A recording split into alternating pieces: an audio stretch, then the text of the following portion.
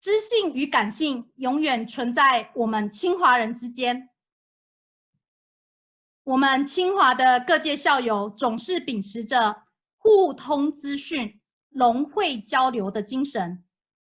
云校庆中的一个特色，就是其中的一片云会为我们带来今天的主题演讲嘉宾熊勇博士。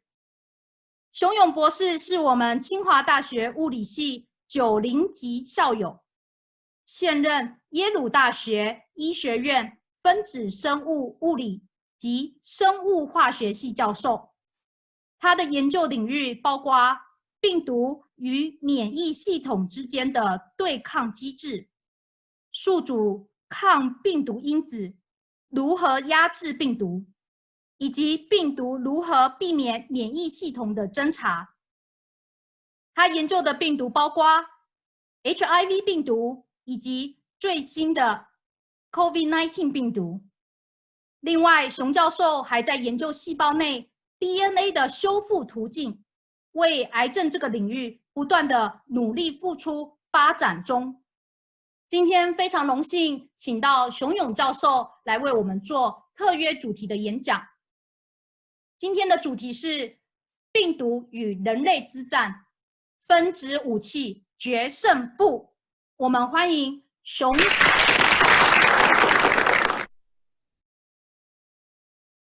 你好，能看到我的屏幕吗？现在暂时还没有。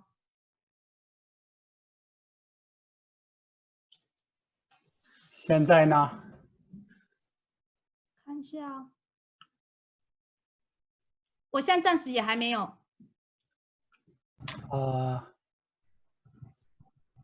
好，现在可以了吧？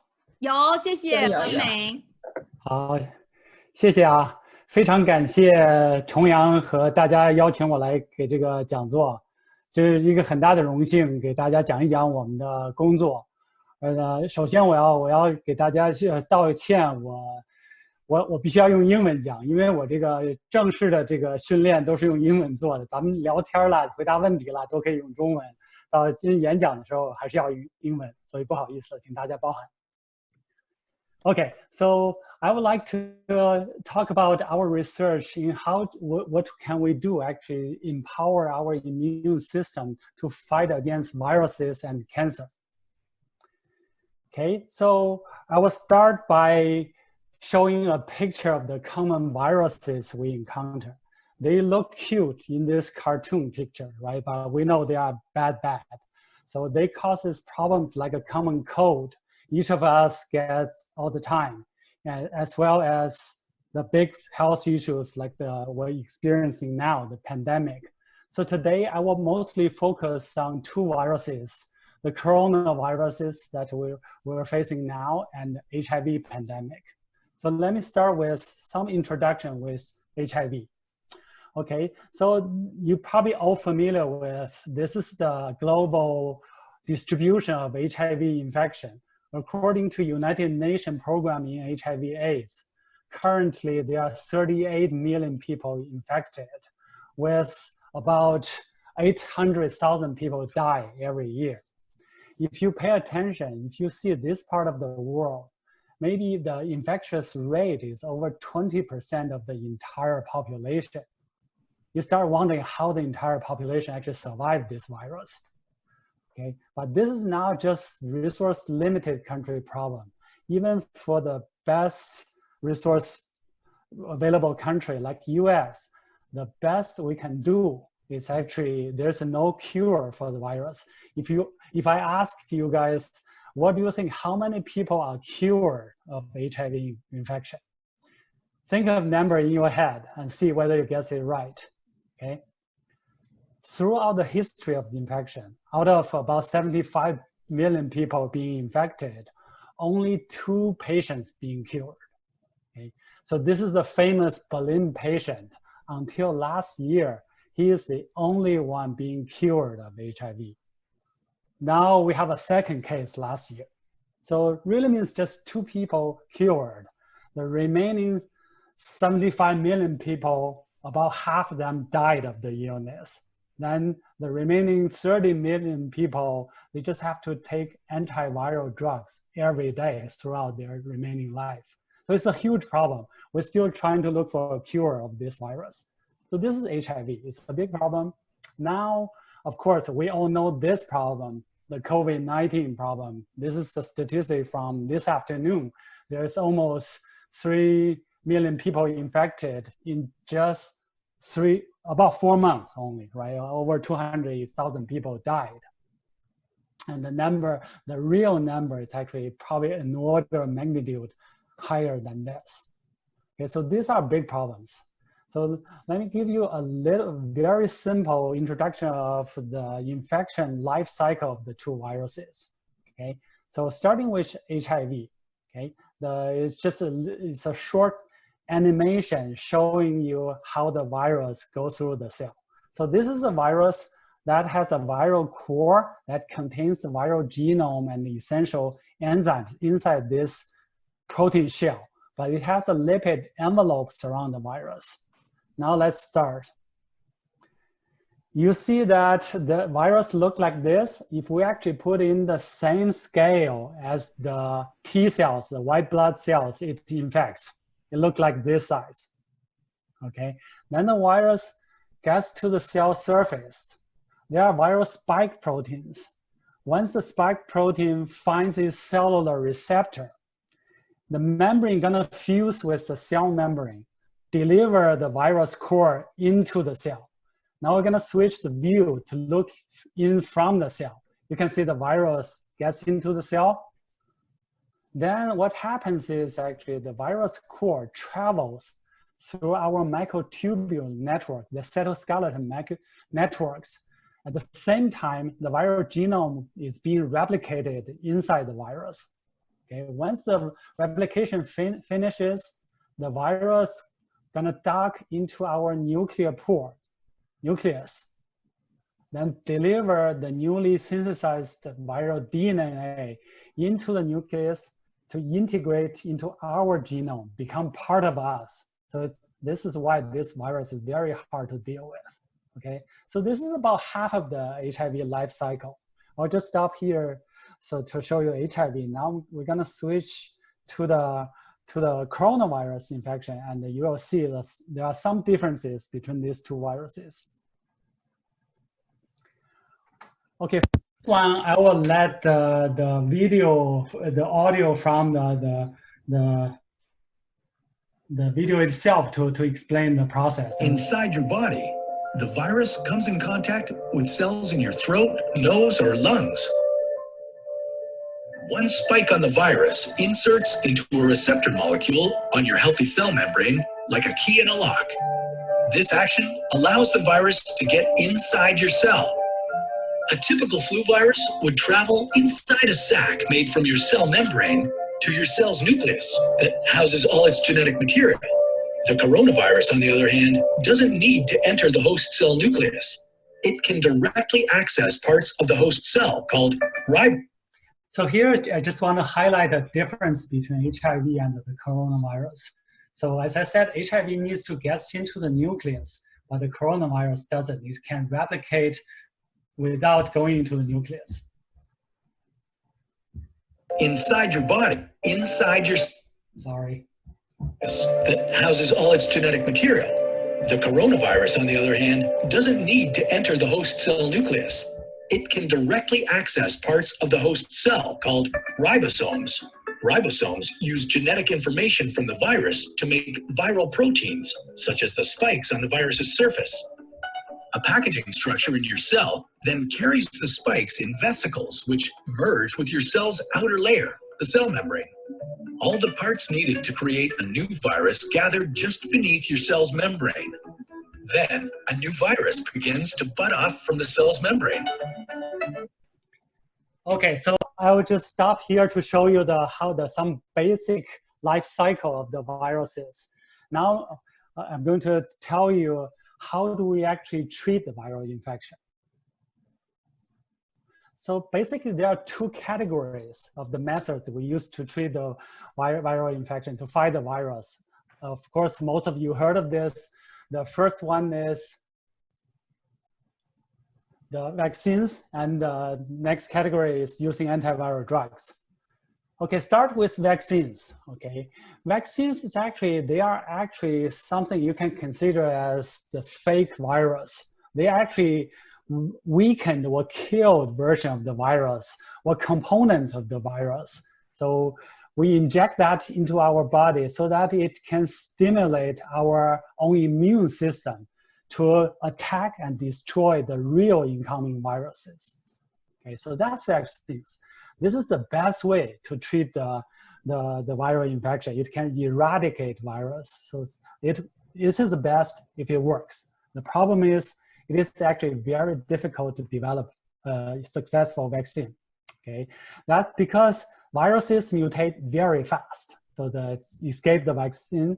And also, if you look at the cartoons here, those little protuberance or the spikes of the virus is what the cell first see virus. It turns out actually those spikes are coated with some sugars.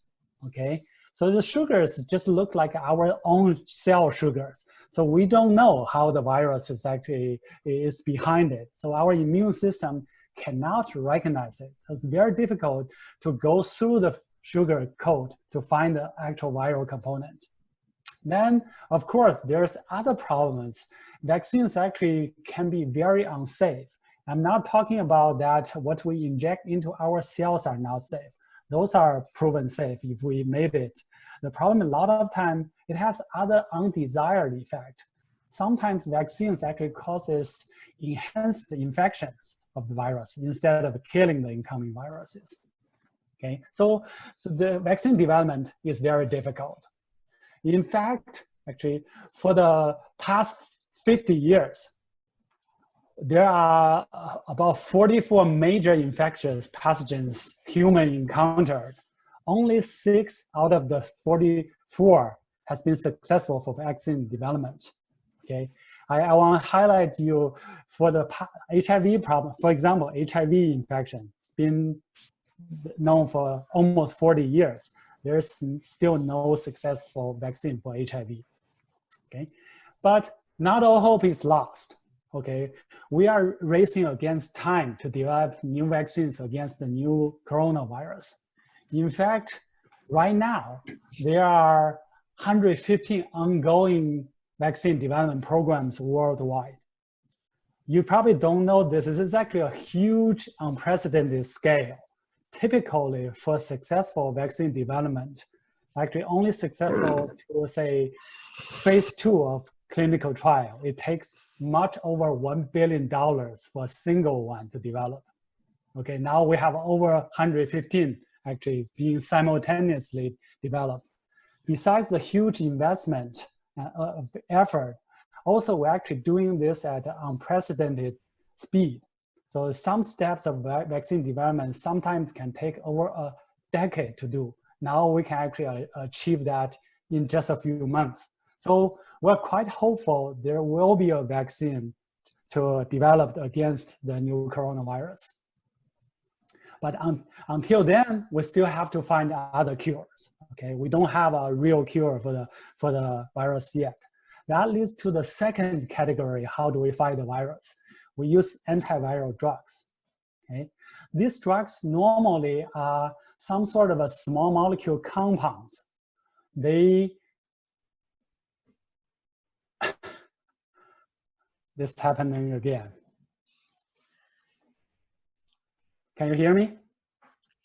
Yeah, we can hear you. If you're 如果你的那个 slides freeze 了，我可以让那个董恒在这边放你的 slide。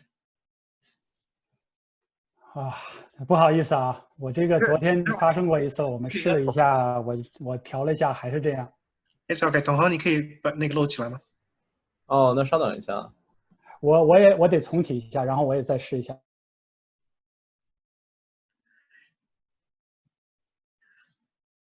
所以就像刚才熊教授说的那样，有2类抵抗病毒的方法，一个是疫苗，一个是小分子的这个，一个是分子的这个病毒抑制病毒的药物。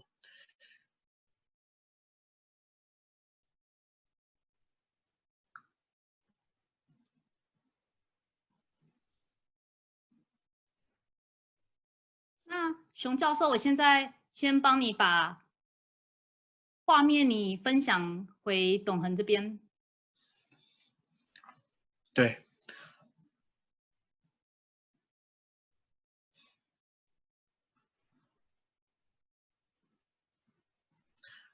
往后。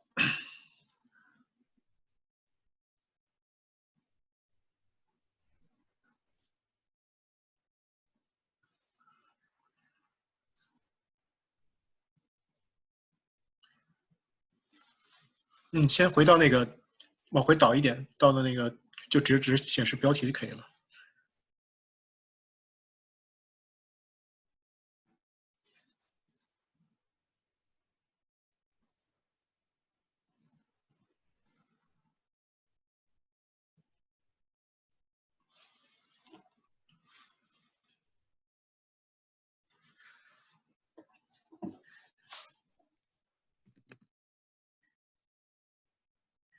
熊教授在那边3个小时跟我有3小时时差，也是百忙之中抽出时间来给我们做这个报告。昨天晚上跟我预演到了凌晨2点钟，所以他为我们清华南加州校友会也是非常努力。这个 slides 主要是因为有很大的那个 video， 所以呢比较容易 crash。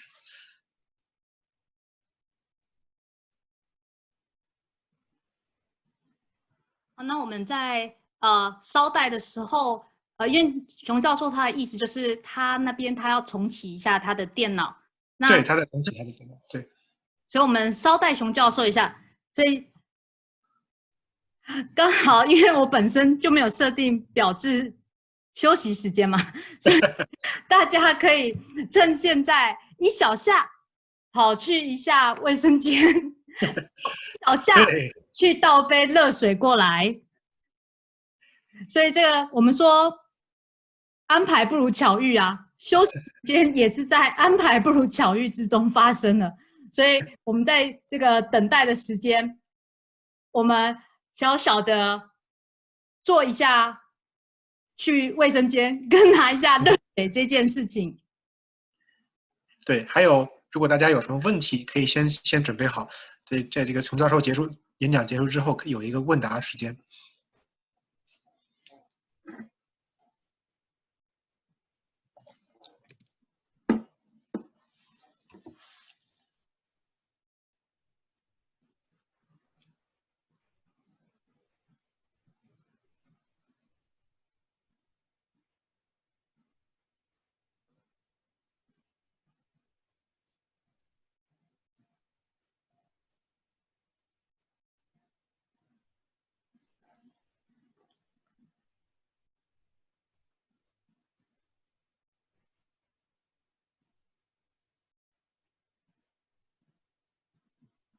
刚才我们执委会、理事会都做了汇报，现在在等熊教授的时候，也许校友们有什么问题可以问呢？可以用那个 chat 那个功能来提问。好，那我们中间就穿插一个问问题的这个时间哦。那因为今天我发现有比较多校友在 chat 这边呢，使用上有一点问题，或者你看不到这个画面，或者打字有比较浪费时间，用举手的功能好吗？就是大家可以刚一开始试过，你可以按举手这个功能。那你按举手的话，我会让你消除静音，然后可以直接用发言的，这样会比较快一点。那讲一下，在发言的过程之中啊，我们一开始也自我介绍一下，因为这样子呢，也让我们记录者，我们非常重视大家给的问题跟意见，或者是我们需要改进的地方哦。那所以大家一开始先自我介绍一下，让我们知道您是哪位校友，那以及尽量问问题的方式，或者是给我们建议的方式呢，用比较条列式的方式叙述。因为另外一个方式就是说故事的方式，这样我们记录的话可能就会比较难一点，所以尽量用条列式的方式来问问题。那我们现在假设对校友会的组织，或者是加入或者提供服务的这个部分，然后或者是说有什么建议的部分，这些可以在现在暂时休息跟等熊教授的这个阶段呢，我们可以做一个提问的部分哦。那今天因为用 Chat 留言的这个讯息功能有一点没有那么 work 的 function， 所以我们用举手的功能的方式，谢谢。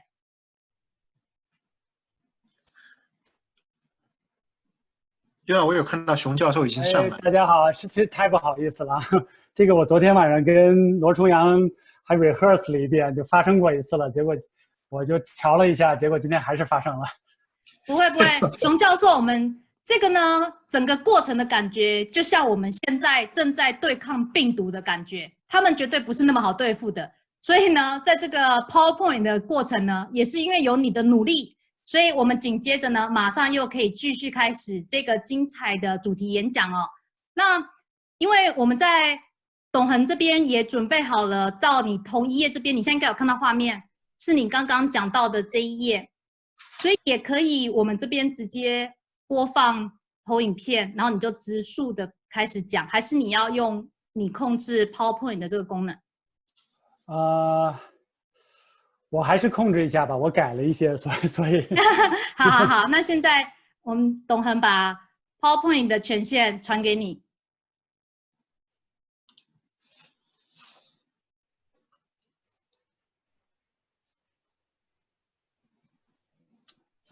你要是能让我 screen， 现在我不能 share screen， 要把它作为 co-host。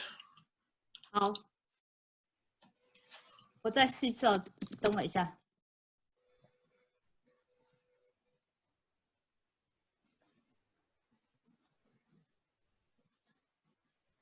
熊教授，麻烦你再试一次，谢谢。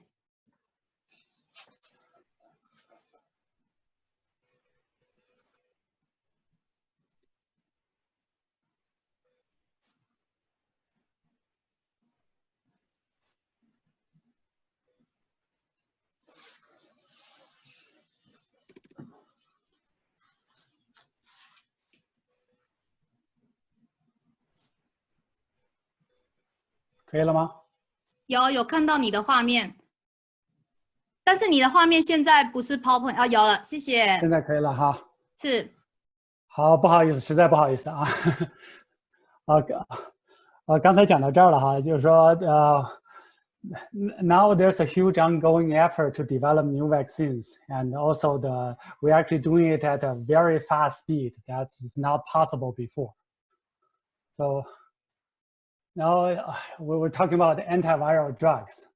So these drugs are mostly small molecule compounds. They are used to target some key viral protein functions. In fact, if you remember, I told you for HIV, there's no vaccine available. All we can do is actually using antiviral drugs. Currently, there are 55 FDA-approved drugs, antiviral drugs. Each belong to one of these 4 categories, targeting key enzymes and proteins of the virus. Okay, so some of you may know the highly touted remdesivir.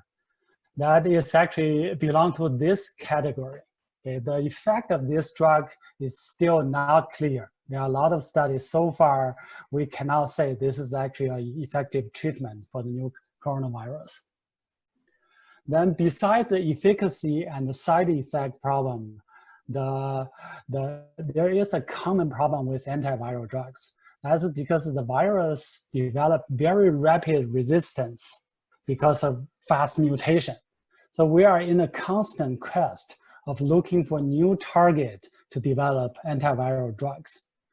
There's another class of interactions, very hopeful we can actually develop drugs. That is because our own immune system has an array of antiviral defenses against the virus throughout the viral life cycle, okay?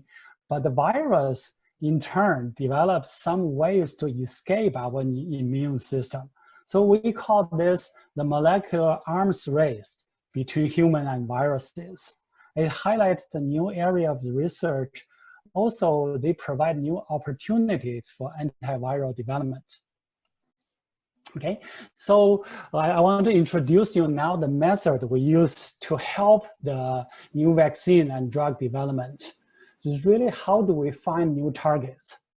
Okay, so to find new targets, we first need to understand how virus-human molecules interact, then how drugs interfere with the interactions. Okay, that's a goal, right? Then how do we actually do this? I'm going to quote you my favorite scientist, Richard Feynman, perhaps the 20th century most influential physicist and Nobel laureate.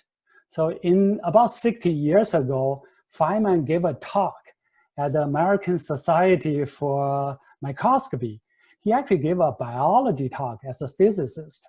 He listed a whole range of challenging biological problems at the time.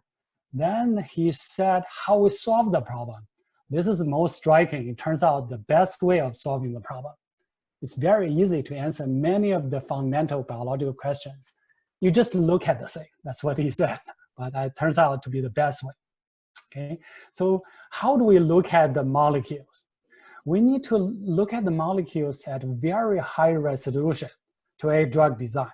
This is actually a new structure, three-dimensional structure of antibody bind to part of the coronavirus spike protein just published. This actually can help us guide to antibody and vaccine development. So we need to see this first to know what we deal with, how we can modify it to do better. So we need to see the molecular interaction. Okay, so for many decades, the best way of study molecular interaction is structural biology using X-rays and crystals. Okay, so what we do is actually purify the molecules of interest, like antibodies and the viral proteins, purify it in a test tube, then grow them into crystals. These crystals, just like you see in the salt crystals or sugar crystals, but they are made of proteins actually. Then we put these crystals in front of X-ray beam. Then the outgoing X-rays actually carries the information of the molecule. We collect this data. Then in a computer, we can compute the three-dimensional structures at very high resolution. So this is a very powerful method.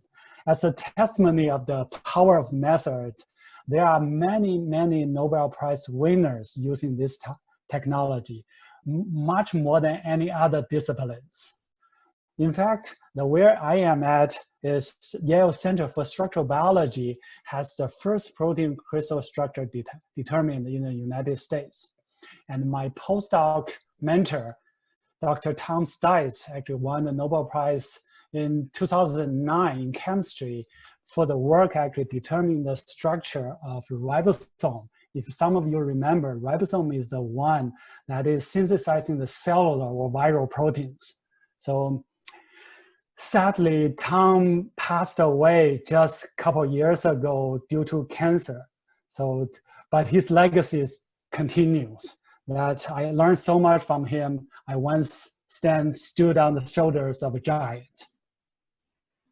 Now, X-ray crystallography used to be the most powerful method. Until a few years ago, there is something called the electron microscopy revolution going on. Now, it turns out we don't need to crystallize the molecule anymore. We can actually directly observe the atomic details of the molecules under a very powerful electron microscope. So this is just a rendering of a molecule with sort of joking, say, we don't need crystal anymore. It's a revolution. So this method won the Nobel Prize of Chemistry again in 2017. This is just an example of this high power microscope. It costs a lot, it's huge, but it's very powerful. But what I want to say is actually the real revolution is yet to come. Because we can look at things directly under a microscope, traditionally, we actually purify the proteins we want to look in, put it into a test tube to grow crystals, right? Now we actually can look at things directly inside the cell. So this is just a small animation to show you how we do it now. We can put the sliced cells into an electron microscope. then just take the images at different angles of this cell slice directly in the cellular environment. Okay, then from this data collected, we can stick together a three-dimensional structure of the entire cellular section with all the interesting molecules and viruses in it. So this is really gonna get us a lot of power. All right, so that's a method introduction. Now I give you an example how we use this method to study host viral interactions, how we use this to try to find new targets for drug design. So this is a case of explaining how actually HIV hides from our immune system. In our body, we have a lot of immune molecules to detect and destroy the virus. Okay. Then the virus, as I said, they actually develop some viral molecules. I call them hijacker molecules because they function by hijack some other helper molecules in our cells. Then together, the actions, they drag the antiviral immune molecule into something we call cellular protein garbage can for degradation. Then there's no antiviral molecules. The cell doesn't know the virus is there, then virus can escape. Okay, so this is a cartoon version of the system, right? As I said, we need to see this in action in high resolution details. This is actually what we see, the three-dimensional structure of this interaction. Okay, how the virus hijacks the cellular helper to target the immune molecules. Okay, then how does this gonna help us to find new target and develop drugs? So here, some of you can appreciate that this immune molecules is sort of a clamped in a very narrow groove formed by the viral protein and helper protein. So this groove actually has the hallmarks of a good target for a small molecule inhibitor, so that we can take this information, then start looking for small molecule inhibitors that breaks up this interaction. Okay, so we developed very high throughput screening for inhibitors that can screen up to 1 million molecules very fast. So the hope is if we find an inhibitor that disrupts the interaction between the virus and its helper and the target host immune molecule, then we can free up the immune molecule to detect and kill the virus. Okay, so that's how we do this, how we study new targets, how we actually use this information to help the development of new drugs. Then that's just one system we study. I just show you here just a very busy slide aimed to overwhelm you. Really, the whole idea is try to show you we're working all over the viral life cycle, try to identify all sorts of new targets. Our traditional focus is HIV. Now we're looking at the coronavirus as well. The hope is by this knowledge, we can actually design new inhibitors to help the human immune system to win this so-called arms race.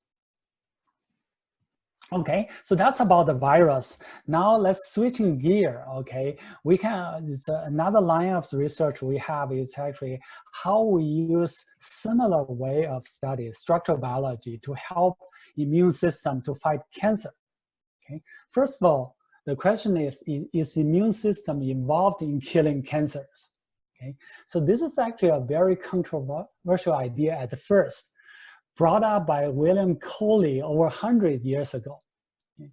He proposed he can actually inject live bacteria into tumors to elicit human immune system to respond to kill the tumor. This is a very radical idea at the time being rejected by the medical community, but it has since been proven correct.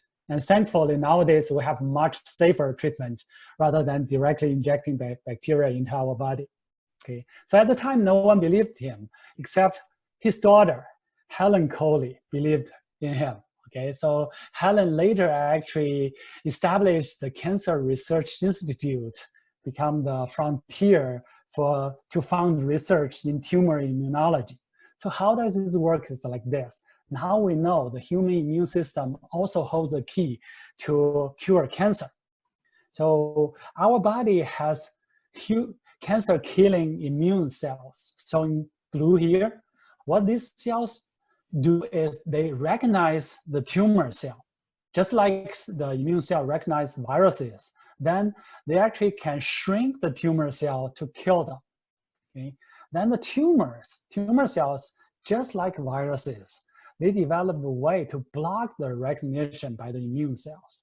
Then if we can use some drug to restore this interaction, then we have a natural tumor killing system in our body. So that's really the frontier, the cutting edge of anti-tumor development.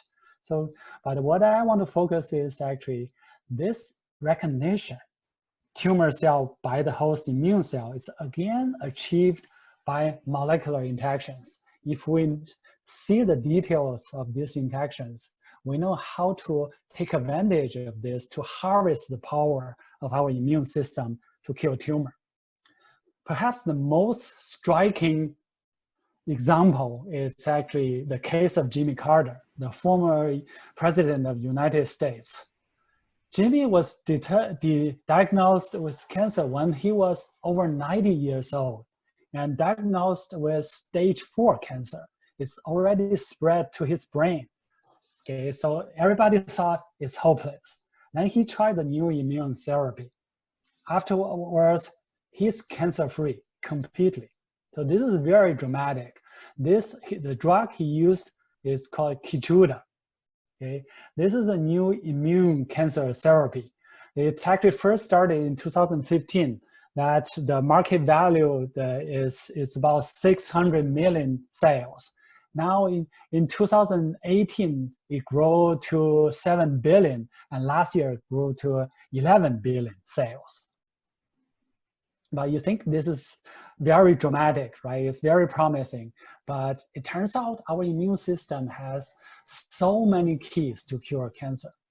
Keytruda is probably just one of the 60 possible ways, okay? So showing here is only inhibit this process. This is actually, this pathway is determined by a professor at Yale, Lieping Chen's lab. Lieping's lab and my lab are actually working together, trying to look for other interactions that we can block to cure tumor. So really is, we study the molecular interactions. Hope is our understanding can inform the design of new anti-tumor wonder drugs. So in fact, we just had a study that found out the structure of another receptor molecule, how it functions, published this year. So this is just some brief examples. With this, I would like to conclude with a slogan, actually, I normally sell to my students. Really is, with the method we have in hand, we hope to kill virus, cure cancer, and save the world. Then finally, I want to thank the people in my lab who actually is doing the work. They normally do some good work when they are not having this type of fun. Okay, so with this, I will just finish and thank you again for your attention and sorry about the interruptions.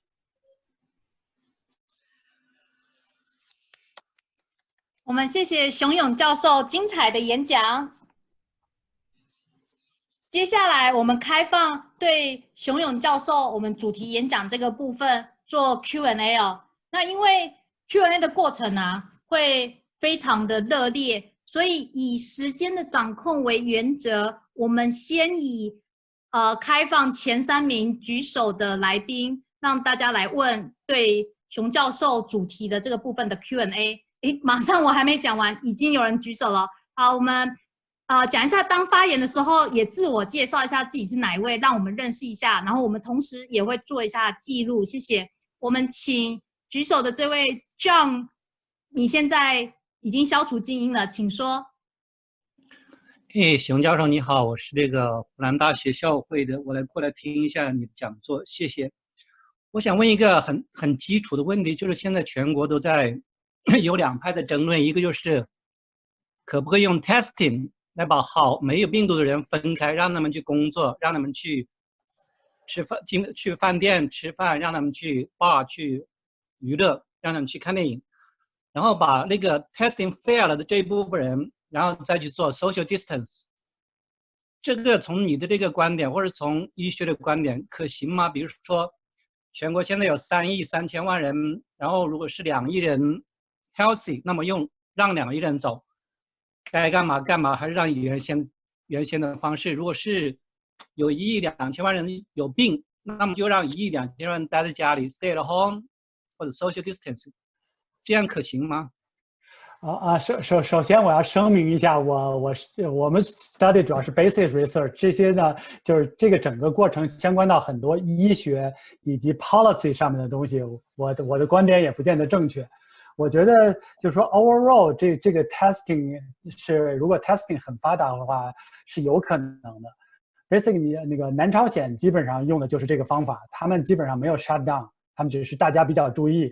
然后 testing 非常发达，这样的话基本上 under control 是有可能的。但是呢，现在 available 的 testing 的 method 还远远不到能够很安全的控制这个，能很快的检测，以及所有的人想检测的都能检测，还没有发达到这个程度，是有可能的。我觉得。你是说钱不够，还是说技术不够？技术不够的原因是因为这个刚发生，也不是说技术不够，这个问题本身很复杂，任何一个问题都不是一下就能做到的。现在虽然有很大的投资、很大的努力去做，但是总是要 take time。谢谢。那我们马上第2位校友已经举手了，我们请校友代号这边现在是写 CF 超放，你现在 unmute 了，请回答，请发问，谢谢。好的，谢谢那个熊教授精彩的演讲。我是那个2005级化工系的那个冯超，然后请问一下，就最近看到那个新闻说，加州就是有一个测试说那个 antibody test， 然后说大概有50%人其实已经感染了，不知道这个数据准不准确？有人说因为那个 test kit 不是很准，请问您怎么看？谢谢。我个人的观点是 somewhere in between。就是肯定是真正的有被传染的人是远远高于被测试的人，因为首先你去测试就查出来的人，首先你去查就已经是有很大的 symptom 了。这个 new coronavirus 有一个 big problem， 它跟以前的这个第一次 SARS 有很大的一个区别，是因为它有很多 asymptom 的 patient， 就说你被传染了以后那没有症状。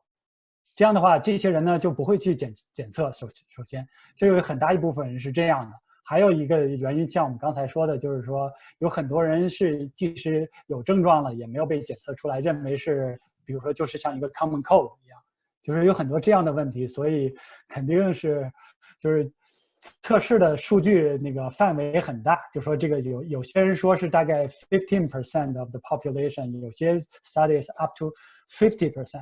就是肯定是至少是我们的估计，个人的估计大概是可能是要10倍以上的，就是大概是报告的数据到50%之间的一个数据是吧？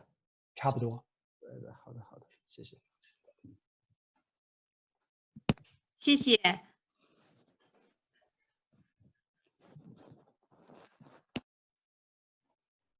那我们3个问题，我们还有机会。我们现在还有马上好，我现在看到有校友新闻发音不是很正确，但是我 unmute， 不好意思，我 unmute 你现在可以发言问问题了。好的，谢谢主持人，我是武大的校友，很高兴听到熊教授的精彩的讲解。然后刚才您讲到那个 Keytruda， 它就是用免疫的方法来帮我们抗击癌症。然后您有介绍说这个方法可能是60种有效的方法之一，所以想问一下，科学家是怎么知道60种方法的？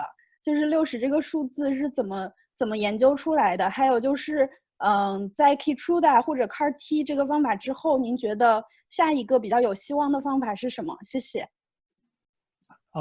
你的第2个问题，下一个有希望的方法，这就很难回答了，因为有很多种，大家都在做，很难预测。但是就说你的第1个问题，它就是这个60个是怎么估计出来的？是因为这个 cancer cell surface 的 receptor 就是那 immune cell 的 receptor 和 cancer cell 那个 surface 的那个之间的作用，大概有60种，现在 discover， 就是希望我们可以 modulate 其中的一种，就会影响 cancer 的 detection and killing， 是这个意思。就是从 basic 的 research 角度，并不是说真正有60种治疗的方法，那还差得远。就说希望在那。谢谢熊教授的回答。那我们请说。谢谢熊教授，我就是听完您的解释，有一个补充的刚想到的问题，因为我前几天看到那个 clinicaltrial.gov 上面有一个开了的针对 COVID 的那个一个 trial， 它是想要用一个已经通过审批的化疗药物来看看能不能治疗 COVID， 然后这个化疗药物本来的作用方法是抑制出核复合物的工作，所以他就想说，这样说不定可以抑制新生病毒的释放。您觉得这个从基本道理上讲有希望吗？从基本道理上是有希望的。这个就很多，这个有点像我说的第2个 class of drug development， 它是抑制这个 virus 和人体之间的作用的。你说的这个出核复合物，还有一个就是它怎么进入 cell 的。这些都是现在比较前沿的关于 coronavirus 去研究的方向，因为我说过那个像有很多，因为很多 knowledge 都是从以前的 virus field borrow 来的，就像 HIV， 我说有55种 approved drug， 有54种其实都是直接 target 一个 viral protein， 但是呢，有一种已经是 target 这个 entry inhibitor。它就是 inhibit 怎么那个和这个 cell surface receptor 这样的作用，就是你出核其实也是同一个道理，就是怎么样和 cell 的作用被 inhibit 是有可能的，但是呢，效果会不会那么好，那就是 wide open question。谢谢。然后因为我们在线上的来宾啊，还是有人举手，